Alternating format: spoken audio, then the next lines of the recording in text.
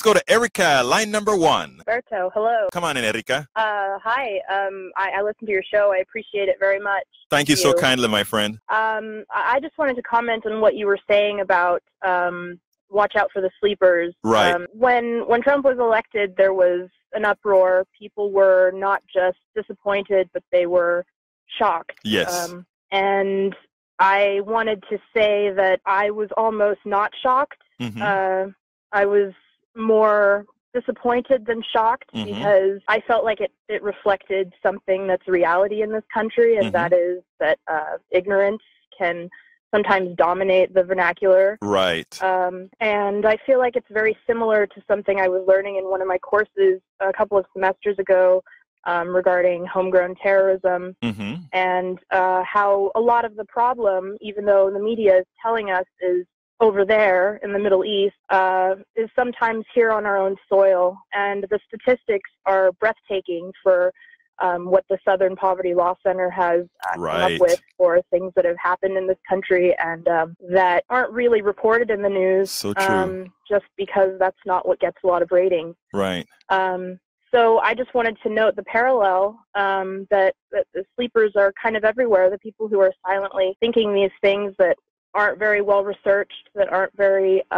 well-rounded, that don't really benefit them in the end, and how tragic that is, and sort of ask you what can be done. I'm a millennial, I'm an idealist, I'm a liberal, I'm an independent. I want change, I want things to be better, I love my country, and I want to know what your advice is for how to proceed when things seem that way, when things feel overwhelmingly tipping the balances in that direction. Let me tell you, I have the perfect answer for that. First of all, you are our hope. You are our future.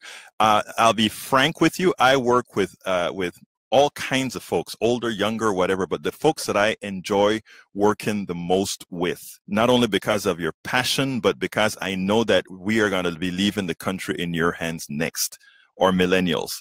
And just as you've just spoken and what you've said to me is exactly what you say everywhere, not just to me, but that is what you say everywhere, because you know what? You have an audience, know it or not.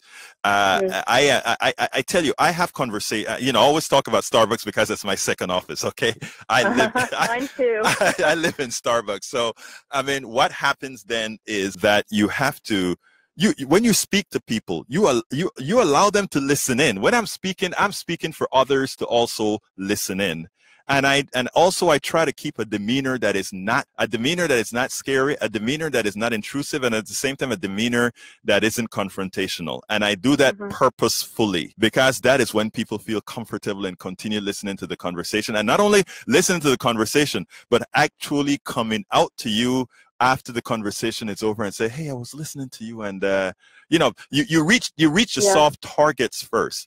But then also, believe it or not, people, you lead by example, right? As somebody, the amount of people that just listen to you as a woman, as a millennial, as somebody who speaks about being a liberal, of somebody who says, I love my country. Because remember, a lot of folks in their cars right now listening to this show, once you said liberal, they got turned off. You're a traitor. You don't love America. And then you came out and said, I love America. And then you're young. And so you've dispelled with your voice so many stereotypes, and people are listening. The problem is a lot of folks don't give you the amount of time that you need to express yourself as you did here. Yeah, and they don't hear that. And that is what we're here for. We're here to say, this is what America really looks like. And these are really the people in America. You don't know with your statement how many folks you've actually activated. And I can tell you that that's what you've done with your call. That's amazing. Well, thank you for that perspective. I appreciate it. Yes. Anything else you want to add, Erica? No, I love your show. I'll continue listening. Thank you very much. And I tell you what, don't only listen, but you need to tell other people about this show. Remember, we're on Facebook Live as well, and we're all over. The way we grow this movement is to share these shows to make sure others listen, because we don't have the capital like the big corporate, like you hear Don always comes in and say the corporatocracy. We don't have those big bucks. But we have you. So thank you so kindly for calling, Erica. Thanks for listening. Absolutely.